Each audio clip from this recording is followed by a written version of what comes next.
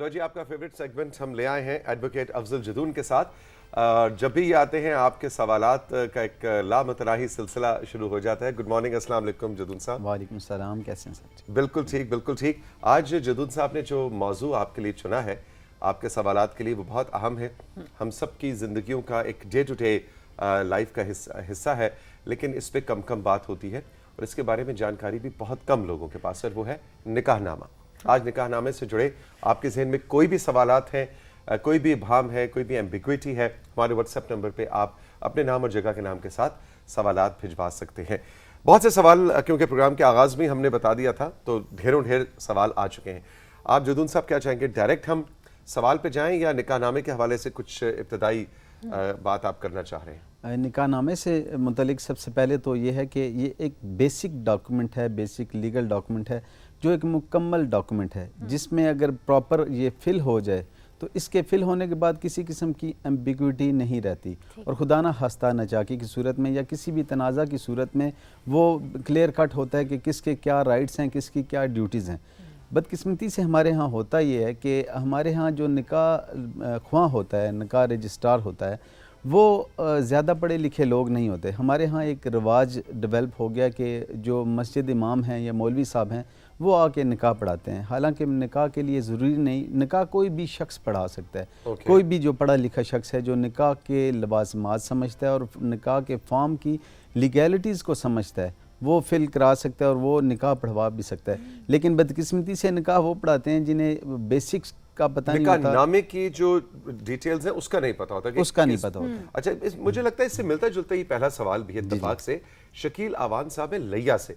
वो कहते हैं अगर निकाहनामा एक मुकम्मल डॉक्यूमेंट कहना चाह रहे हैं, डॉक्यूमेंट है, तो इसके बावजूद तनाज़ात माबैन फरीक़ैन की वजह क्या होती है? साल हर साल तक हम देखते हैं अदालतों में मसाइल चलते रहते हैं। तकरीबन वही बात है जो आप कर रहे हैं। एग्जैक्टली इसमें इशू यही है कि जब निकाह फिल किया जाता है उस वक्त जो बेसिकली शराइत तो पार्टीज़ में तय हो चुकी होती हैं, लेकिन निकाह फिल करते वक्त जो उसकी लीगैलिटीज़ हैं उनको नहीं देखा जाता, उसके कॉलम्स को प्रॉपरली फिल नहीं किया जाता। बहुत सारे कॉलम्स को तो हम ऐसे ही काट भी देते हैं। जी, काट देते हैं, वो एक अलग बात है। लेकिन यहाँ पे अगर है, जैसे कि कॉलम नंबर 13 है, वो अगर स्क्रीन पे दिखाया जा सके। हमारे पास विजुअल भी मौजूद है।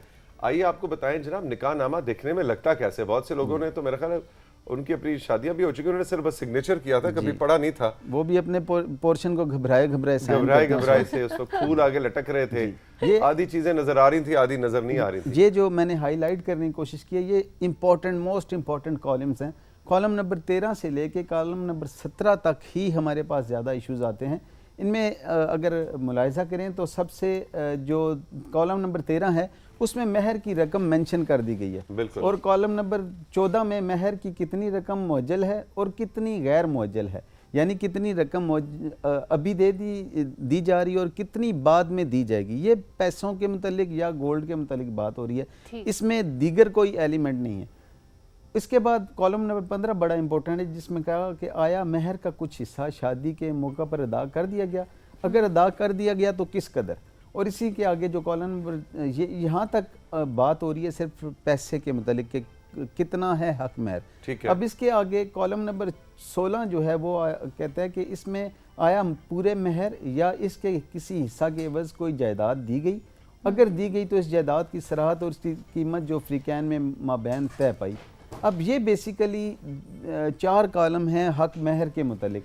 अब इसमें कॉलम नंबर 17 जो है वो बिल्कुल अलग है, वो ख़ास शराइत के मुतालिक है, यानी इसके अलावा अगर कोई शर्त हो तो वो लिखी जा सकती है। अब गलती यहाँ पे होती है, यहाँ पे गलती ये होती है कि एक ही कॉलम में लिख दिया जाता है जी कि इतना हक महर तय हुआ, उसमें ये नहीं लिखा जाता कितना अदा कर दिया क्या। हर एक कॉलम अगर अलग से प्रॉपर फिल किया जाए तो उसके बाद इश्यूज़ नहीं आते। अभी मेरे पास अभी एक केस आया जिसमें ये कहा जी कि इसमें हक महर के कॉलम में आया जी कि हक महर 11 लाख रुपया, और नीचे अलग शराइत में आ गया जी 14 लाख रुपया अलग से।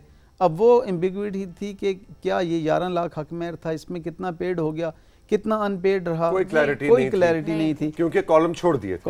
सिमिलरली आगे 14 लाख रुपया जो कॉलम नंबर 17 की स्पेशल शर्त थी, उसमें गोल्ड ऑर्नामेंट था 10 तोले और 14 लाख रुपए था। अब ये भी नहीं पता था कि क्या ये गिफ्ट है یا یہ حق مہر ہے. اب حق مہر اور گفٹ یہاں پہ ڈیٹرمن کرنا مشکل ہوتا ہے. کیا فرق ہوگا؟ جی بہت امپورٹنٹ کویسچن ہے جس کا کسی کو نہیں پتہ ہوتا, ایون کہ فیملیز کو نہیں پتہ ہوتا. دو طرح کی چیزیں ہوتی ہیں. حق مہر بیسیکلی شادی کے عوض جو طے شدہ ہے. شریعت میں شادی کی 3 ہی لاء میں بھی اور شریعت میں بھی 3 شرائط ہیں شادی کی. نمبر 1 ایجاب, نمبر 2 قبول, اور نمبر 3 حق مہر. اس کے علاوہ دیگر کوئی لوازمات نہیں ہے, یعنی کہ اس میں 2 بندوں کا ہونا ضروری ہے. یہ بھی اگر نہ بھی ہوں, ایون کہ خاتون اور مرد اکیلے ہیں اور وہ آپس میں ایجاب و قبول کر لیتے ہیں اور حق مہر طے کر لیتے ہیں تو نکاح ہو جائے گا. اچھا, یہ ویلڈ نکاح ہوگا. اب اس میں ایشوز کہاں آئیں گے؟ جب خدا نخواستہ دونوں میں سے کوئی ایک ڈینائی کرے گا کہ ہمارا نکاح نہیں ہوا. ٹھیک ہے, اس لیے گواہ رکھا جاتا ہے. جی ہاں, اب اس گواہ کا جو ہے وہ ڈسپیوٹ کے ریزولوشن کے لیے گواہ کی ضرورت ہے. کہ سپوز ایک ڈینائی کرتا ہے کہ یہ کنڈیشن نہیں تھی تو وہ وٹنسز کا ہونا ضروری ہے.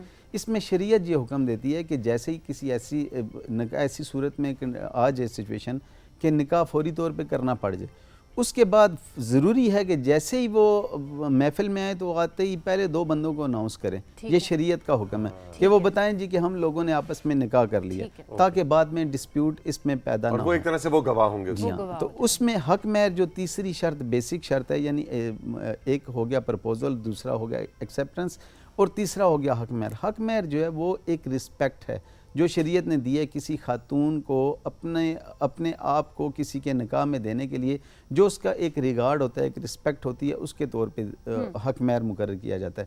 اب حق مہر میں جو ہے کہ وہ ایک واضح چیز ہے کہ حق مہر اس صورت میں کلیم کیا جائے گا جس صورت میں 2 طرح کے حق مہر ہے. میں پہلے یہ ڈیفائن کر دوں. ایک ہے پرومپٹ, ایک ہے ڈیفرڈ, یعنی معجل اور موجل. معجل اجلت سے نکلا ہے, یعنی کہ جو فوری طور پہ دے دیا جاتا ہے, 5,000 10,000 50,000 جو بھی وہ اس وقت ہوتا ہے. اب دوسری کنڈیشن یہ ہوتی ہے کہ مہر کا وہ حصہ جو ڈیفرڈ ہوتا ہے, بعد میں خدا نخواستہ کلیم کیا جاتا ہے. یہ جو پرومپٹ ہے یہ تو فوری طور پہ دینا ہوگا. جب تک یہ نہیں دیتے اس وقت تک خاتون آباد ہونے سے انکار کر سکتی ہے, وہ اپنے حقوق ادا کرنے سے انکار کر سکتی ہے. ایون کہ یہاں تک ہے کہ اگر کوئی پرومپٹ حق مہر پے نہیں کرتا اور خاتون اس کے ساتھ آباد نہیں ہو رہی, اس کی بیوی, تو وہ مینٹیننس کی بھی انٹائٹل ہوگی اور اسے ڈس اوبیڈینٹ بھی ڈکلیئر نہیں کیا جا سکتا. ہم اپنے جب جرہ ہوتی ہے تو جرہ میں یہ سوال کرتے ہیں, بڑا امپورٹنٹ کویسچن ہوتا ہے کہ کیا آپ کو حق مہر کا یہ درست ہے کہ آپ کو حق مہر کا یہ حصہ مل گیا ہے. اگر وہ کہتی ہیں تو کہ مل گیا تو اس کے بعد ڈس اوبیڈینس کا کویسچن آتا ہے, پھر ہم یہ پروو کرنے میں کامیاب ہوتے ہیں. اب دوسرا جو حق مہر کا جو دوسرا پورشن ہے وہ ہے ڈیفرڈ, موجل, یعنی کہ جو بعد میں دیا جائے گا. اس کی 2 صورتیں ہوتی ہیں. ایک تو ہے خدا نخواستہ میرج جب ختم ہو جائے طلاق کی صورت میں یا ڈیتھ کی صورت میں, ان 2 صورتوں میں کلیم کیا جا سکتا ہے. اس کے علاوہ جو ڈیفرڈ ڈاور ہے وہ کلیم نہیں کیا جا سکتا. اب اس میں ہمیں جو پرابلم آتا ہے وہ یہی آتا ہے یہاں پہ کہ یہ پراپر مینشن نہیں ہوتے کہ کتنا پرومپٹ ہے کتنا ڈیفرڈ ہے. اور اس میں جو گفٹ کی بات ابھی آپ نے سوال کیا تھا, گفٹ ایک بالکل مختلف چیز ہے. حق مہر کے حوالے سے بھی یہ بات ہے کہ حق مہر جو نکاح کے وقت بھی سیٹ ہو سکتا ہے, اس کے بعد ویو آف بھی کیا جا سکتا ہے, اس کے بعد بڑھایا بھی جا سکتا ہے میوچل کنسنٹ سے. دونوں پارٹیز, مطلب یہ نہیں ہے کہ جو لکھ دیا وہ لکھ دیا, وہ اگر پارٹیز آپس میں کنسنٹ ان کی ہوتی ہے اور میوچل کنسنٹ سے, کیونکہ یہ ایگریمنٹ ہے, ایگریمنٹ جو ہوتا ہے وہ میوچل کنسنٹ سے اس میں آلٹر کیا جا سکتا ہے, اسے امینڈ کیا جا سکتا ہے. اگر دونوں پارٹیز ایگری کرتی ہیں اس بات پہ تو وہ بعد میں بھی حق مہر کی رقم کو بھی امینڈ کر سکتے ہیں. یہ حق مہر جو ہے وہ اس کی بیسک چیز ہے کہ جب حق مہر مقرر کر دیا جاتا ہے تو حق مہر جو ہے وہ خدا نخواستہ اگر طلاق ہو جاتی ہے, طلاق کی صورت میں مرد ہسبینڈ جو ہے وہ باؤنڈ ہوگا کہ وہ مکمل حق مہر ادا کرے, اور خلا کی صورت میں خاتون کو ویو آف کرنا پڑے گا یہ رائٹ. لیکن گفٹ جو ہوتا ہے, گفٹ تو ایک ہے ہی تحفہ شادی کے موقع پہ بھی دیا جا سکتا ہے. تحفہ تو خاتون بھی ہسبینڈ کو دے سکتی ہے, دونوں دے سکتے ہیں. اچھا, آپ لائر تو بہت اچھے ہیں لیکن آپ بہت ہی بزنس مین آپ اچھے نہیں ہیں. مطلب میں نے پہلی دفعہ دیکھا ہے کہ اب مجھے بتائیں, اگر وہ کالم سارے سب بھرنا شروع کر دیں گے اور نکاح نامے کو اس طریقے سے اور توجہ کے ساتھ بھرا جائے گا تو آپ کا تو بزنس ٹھپ ہو جائے گا آپ جیسے لوگوں کو. بیسیکلی وکالت جو ہے وہ بدقسمتی سے ہم لوگوں نے بزنس بنا لیا ہے. یہ بزنس نہیں ہے, ذریعہ معاش نہیں ہے. وکالت سروس ہے. یہ سروس اس صورت میں دی جاتی ہے جب خدا نخواستہ ہم اپنے ٹائم کا پیسہ لیتے ہیں. وکیل جو ہے, وکیل اور ڈاکٹرز اور علماء کرام یہ اپنے وقت کا پیسہ لیتے ہیں، جو وقت اپنے دیتے علم ہیں، کا، اپنی فہم کا، اپنے اس کا بھی تو پیسہ لیتے ہیں. یہ یہ وقت نالج کا میرے لیتے ہیں. پاس نہیں ہے جو ڈاکٹر کے پاس ہے یا آپ کے پاس ہے. لیکن اسی لیے ہمیں یہ نہیں کہا جا سکتا کہ آپ جاب کرتے ہیں، ہمیں پوچھا جاتا ہے آپ پریکٹس کہاں کرتے ہیں. ہم سروس پرووائڈر ہیں بیسیکلی. ڈاکٹر سے بھی یہی پوچھا جاتا ہے. ایگزیکٹلی ہم سروس پرووائڈر ہیں، ہم سروسز پرووائڈ کر رہے ہیں، اور یہ ذریعہ معاش نہیں ہے. ہم اپنا جو وقت دیتے ہیں اس کا پیسہ ضرور لیتے ہیں، لیکن یہ میرے بڑے بھائی ڈاکٹر ہیں، تو وہ ان کے بڑے، اب تو ریٹائر ہو گئے، تو بڑے سینئر ڈاکٹر تھے. تو یہاں اسلام آباد میں ان کے کلینک پہ ایک خاتون آئی، تو انہوں نے ایسے، اب ان کا سینس آف ہیومر خاتون کا چیک کریں، تو ڈاکٹر صاحب نے کہا دیکھیں میں شام کو یہاں پریکٹس کرتا ہوں. کہتی ہے اچھا ڈاکٹر صاحب آپ کب تک پریکٹس کرتے رہیں گے؟ تو جب پریکٹس آپ کی ختم ہو جائے تو پھر ہم آپ کے پاس آئیں گے، جب آپ کو ڈاکٹر ہی آ جائے. تو پریکٹس. اچھا جی، جلدی ذرا سوالوں پہ چلتے ہیں. آپ نے اتنے تفصیل سے میرا خیال ہے بہت سے سوال جو آپ نے کور کر ہی لیے. توقیر صاحب پنڈ ملکہ سے، نکاح کے وقت اگر لڑکی کے والدین کے کہنے پر مکان لکھا جائے تو طلاق ہونے کی صورت میں اس مکان کی قانونی حیثیت کیا ہوگی؟ ایگزیکٹلی یہ ایک بہت بڑی ایمبیگوٹی ہے، بہت بڑی کنفیوژن ہے جس کا پتہ نہیں ہوتا لوگوں کو. بیسیکلی کوئی بھی شرط جو طلاق کی صورت میں ایسا رائٹ جو شریعت نے پرووائڈ کیا ہے، جیسے کہ طلاق کا رائٹ ہے، سیکنڈ میرج کا رائٹ ہے، اس طرح کی چیزیں، خلا کا رائٹ ہے، اب اس پہ کوئی پابندی لگا دی جائے گی تو جو اس کے بعد لائف گزاری جائے گی وہ ہیٹ فل یونین ہوگی، اور اس میں خاندان کبھی بھی خوشحال نہیں ہو سکتا، اور اس میں برکتیں، خوشحالی کبھی نہیں آ سکتی. اس صورت میں شریعت کیونکہ حق دیتی ہے طلاق کا، شریعت حق دیتی ہے خلا کا، شریعت حق دیتی ہے سیکنڈ میرج کا. اب یہ تینوں چیزوں پہ جب کوئی پابندی لگا دی جاتی ہے اس میں، تو یہ پابندی اللیگل ہوتی ہے، اور جو کانٹریکٹ میں اللیگل ہوگا وہ ایب انیشیو وائڈ ہوگا، یعنی شروع سے اس کو سمجھا جائے گا کہ یہ کنڈیشن اپلیکیبل ہی نہیں ہے. تو اس طرح کی صورت ہم ایسی جو کنڈیشنز لگاتے ہیں وہ کبھی بھی ہمارے پاس کیسز آتے ہیں کہ جی مجھے طلاق ہو گئی، یہ کنڈیشن یہ تھی کہ جی کہ یہ پراپرٹی فلاں پراپرٹی یا اتنی رقم دے گا، تو ایسی رقم کورٹس ڈگری نہیں کرتی کیونکہ یہ اللیگل ہیں. یہ اس میں نہیں ہو سکتا. ہوتا یہ ہے، کنفیوژن یہ ہوتی ہے کہ ہم ایسی کنڈیشن جو شریعت پہ لگائیے، اسی طرح کی ایک کنڈیشن ہے جیسے کسی کو یہ کہا جائے کہ آپ ڈاکہ ماریں اور ڈاکہ مار کے میرے لیے جاب کرو، اور وہ آج بعد میں نے یہ ڈاکہ مارا ہے، اس کے لیے میں نے چوری کی لیکن انہوں نے مجھے حصہ نہیں دیا. یہ اسی طرح کی ایک شرط ہے جسے آنریبل سپریم کورٹ نے ڈکلیئر کیا کہ یہ اللیگل ہے اور اگینسٹ اسلامک رائٹس ہے، اس وجہ سے یہ اپلیکیبل نہیں ہے. اچھا ایک منٹ دیکھیں افضل صاحب، جیسے آپ نے اسلامک رائٹس کی بھی بات کی، تو شریعہ کے مطابق ہمارا کتنا حق مہر اب آج کل بنتا ہے؟ کیونکہ وہ تو کچھ تولے چاندی اور اس کا کچھ ریٹ ہے. میں عرض کرتا ہوں، یہ بہت امپورٹنٹ کوسچن ہے. ہم اکثر لکھتے ہیں جی کہ جب نکاح ہو رہا ہوتا ہے تو اس وقت بزرگ وہ آپس میں ایک مروت میں کہتے ہیں جی شرعی حق مہر لکھ دیں. اب شرعی حق مہر لکھا کتنا جاتا ہے؟ 500 روپیہ.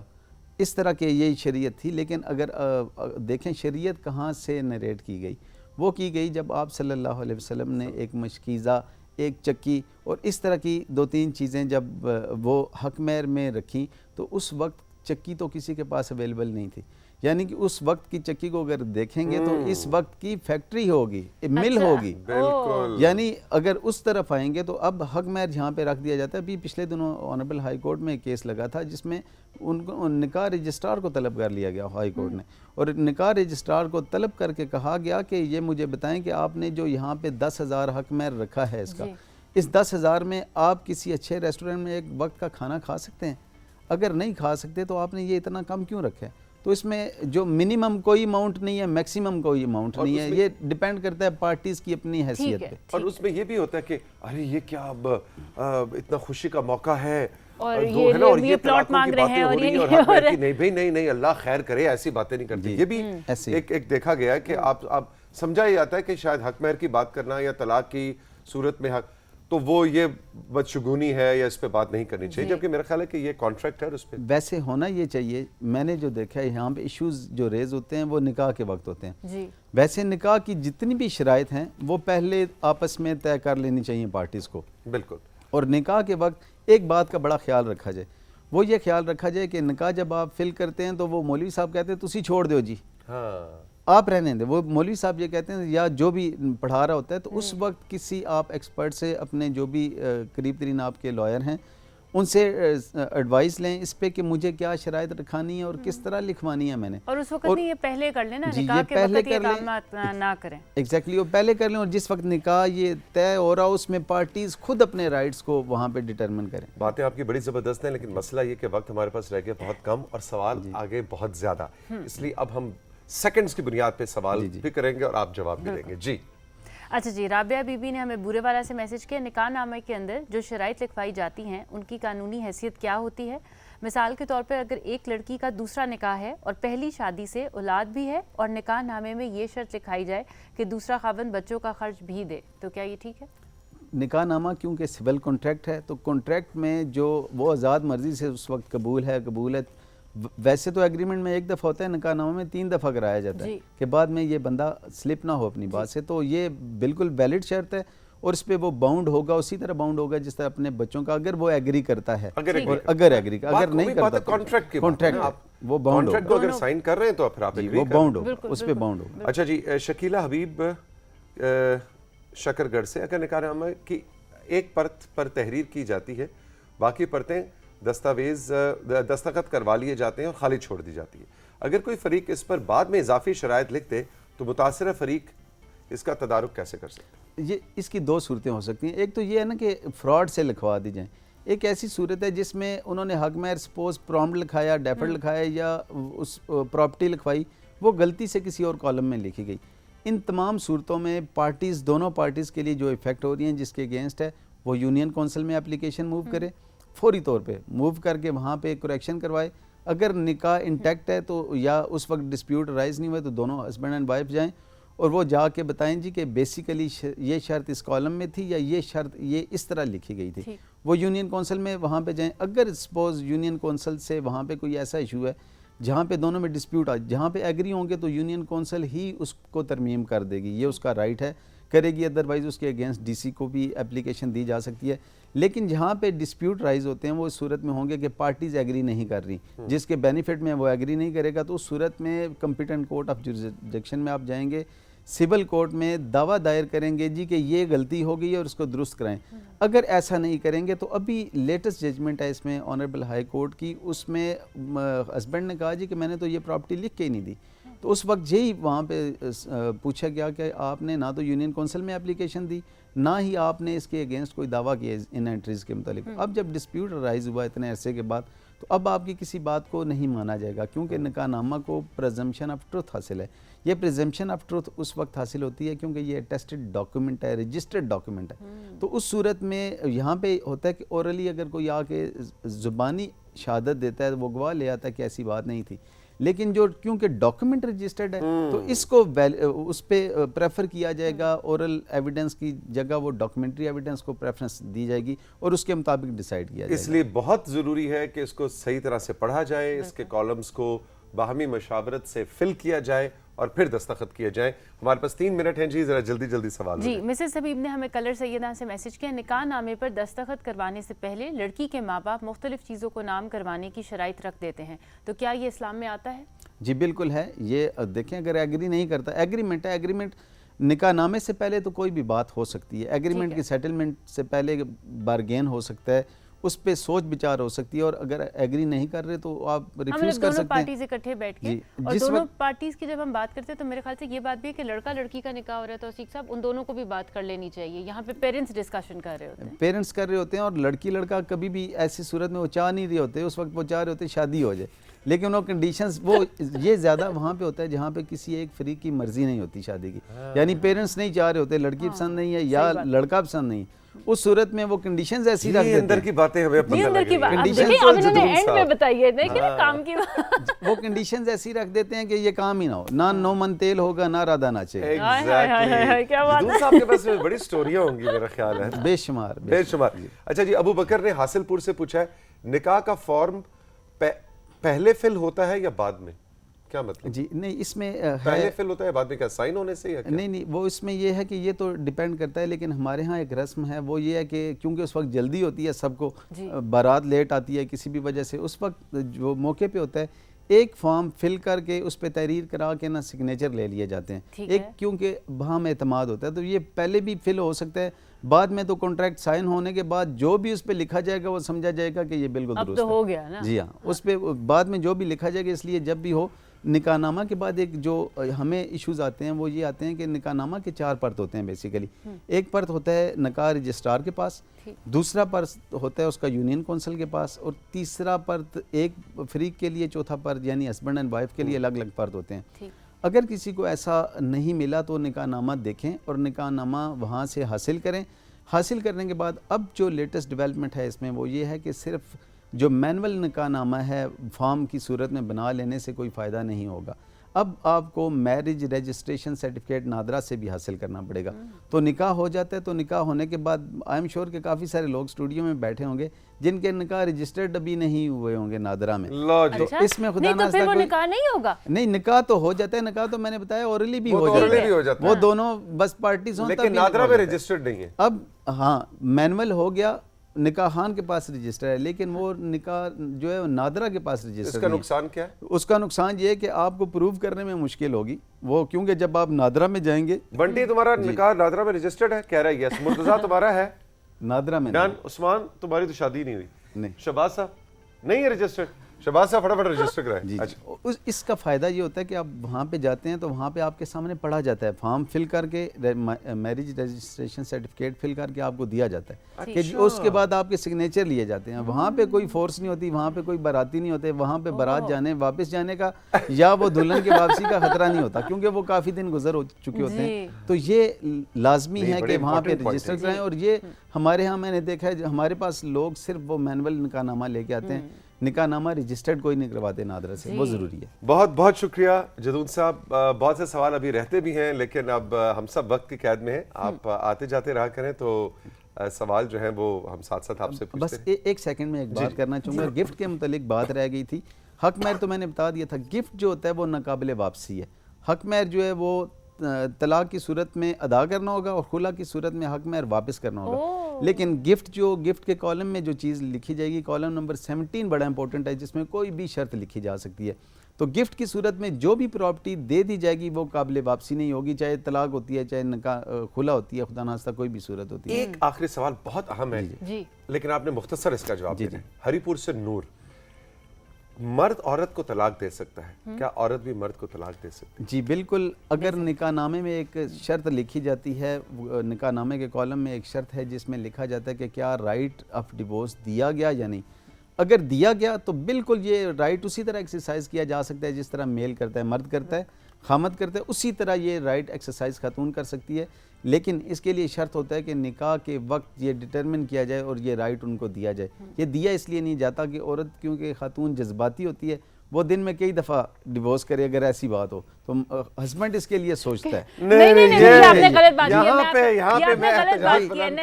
بس ہمارے دیکھنے میں یہی آیا. نہیں میں اس طرف ہو کے صرف آپ سے بات کر رہا ہوں.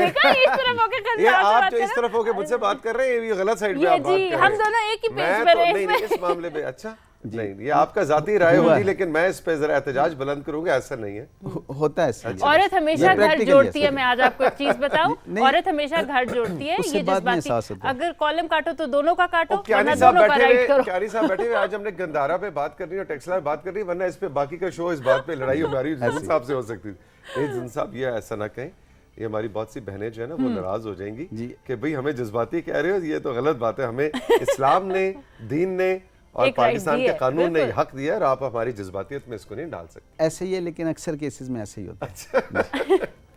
جدن صاحب تھینک یو ویری مچ, بہت بہت شکریہ. ہم لیں گے رائزنگ پاکستان میں ایک چھوٹا سا بریک کے بعد جب واپس آئیں گے تو آپ کے کچھ واٹس ایپ کے اور میسیجز ہیں اور بک پڑی بھی ہے, وہی ہمارے ساتھ ابھی ملتے ہیں.